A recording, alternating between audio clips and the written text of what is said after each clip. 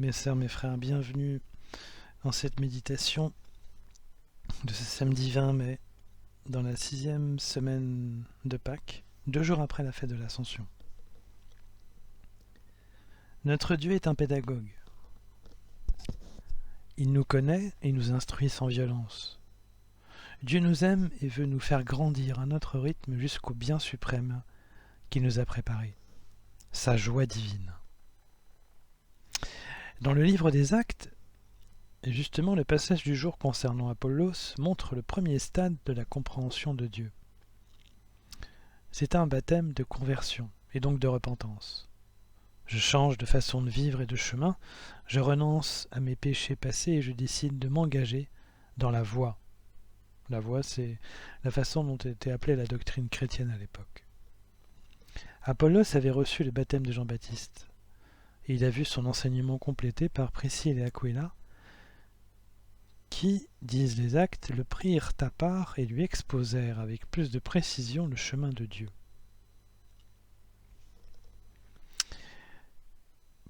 Le psaume du jour, lui, montre un deuxième stade de compréhension de Dieu, qui est sans doute celui qu'ont pu justement enseigner Priscille et Aquila à Apollos. Le psalmiste a déjà une révélation de ce que sera Dieu aussi pour les païens lorsqu'il dit « Il règne, Dieu, sur les païens. Dieu est assis sur son trône sacré. » Dieu régnait déjà sur toute la terre, donc certes aussi sur les païens, mais Dieu régnera aussi d'autant plus sur les païens que leur sera faite l'annonce de la bonne nouvelle, en priorité par l'apôtre Paul. Et c'est Jésus-Christ qui sera, et qui est aujourd'hui, le Seigneur de toute la terre et celui dont on annonce la résurrection. C'est ce message qui a été si bien reçu dans les villes païennes, peu après la mort de Jésus-Christ, par les missions des apôtres, de Paul, de Pierre, de Philippe et d'Étienne dans tout le bassin méditerranéen. L'évangile de Jean de ce jour, quant à lui, montre un troisième stade de compréhension et de réception de Dieu. C'est la compréhension intime de qui est Dieu et que nous a révélé Jésus-Christ. Par son exemple et ses enseignements, Jésus a montré aux apôtres qui était Dieu.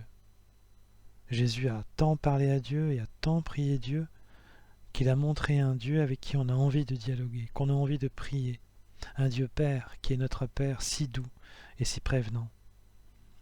Par son témoignage et son ministère, Jésus a été le visage d'un Dieu invisible qui s'inquiète pour les êtres humains, ses enfants, plein de compassion et de justice sociale pour eux. Par son sacrifice suprême, Jésus a révélé un Dieu bon, aimant, prêt à tout pour nous, qui n'a pas hésité à sacrifier son Fils unique pour notre salut et la rémission de nos péchés. Et ultime manifestation de Dieu, l'ascension de Jésus allait permettre aux disciples de vivre avec l'Esprit avec lequel ils pourront s'adresser et demander à Dieu les mêmes choses que Jésus le Christ lui-même, avec une incidence inouïe, celle d'être comme Jésus, avec Dieu le Père, de connaître les sentiments qu'il avait à son égard, c'est-à-dire d'être dans une joie imprenable et extraordinaire. Lorsque l'Évangile dit « Demandez et vous recevrez, ainsi votre joie sera parfaite. » Alors naturellement, tous les parcours de vie sont différents.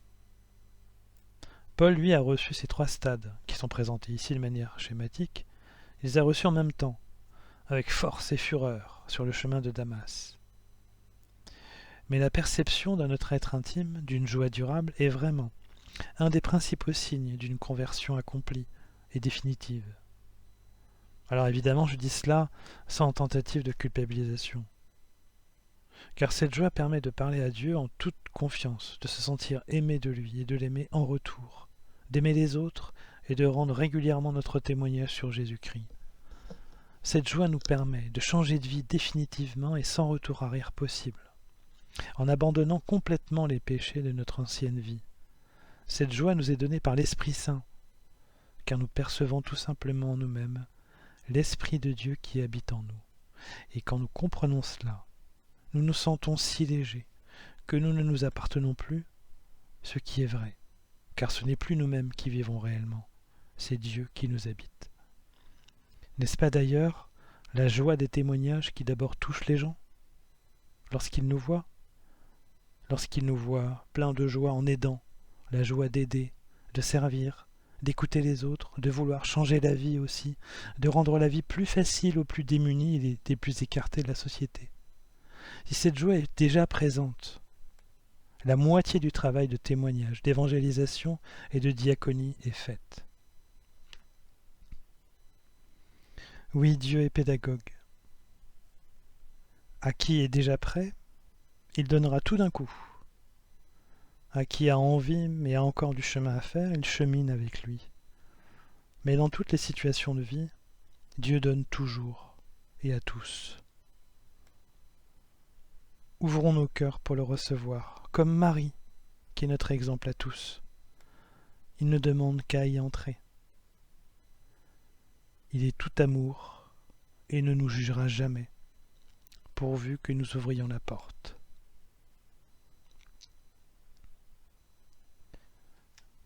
Mes sœurs, mes frères, à la suite de cette méditation, je vous invite à la prière. Ô Dieu, toi qui es amour éternel, viens habiter en nous, pour que notre joie soit parfaite. Tu es notre bien suprême, qui rend notre cœur si léger et si aimant à notre tour. Ta tendresse nous rend amoureux des autres, ta bienveillance nous rend soucieux des personnes. Ta justice nous aide à rester clairvoyants sur la pureté de nos vies. Viens Seigneur Dieu, viens sans tarder. Amen.